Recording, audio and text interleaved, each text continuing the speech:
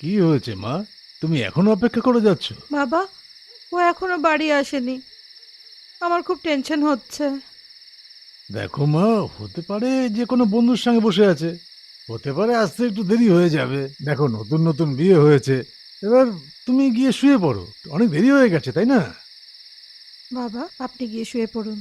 আমি ওর জন্য আরো একটু ওয়েট করি, আপনি যান। আচ্ছা, বৌমা তাহলে অপেক্ষা করবে। হুম হুম হুম হুম নতুন নতুন বিয়ে হয়েছে, হুম অপেক্ষা তো করবেই। হুম হ্যাঁ, কিছুদিন গেলে এই হুম হুম সব হুম অভ্যেস হুম। চলে যাবে, তুমিও অভ্যেস করে নাও, ঠিক আছে?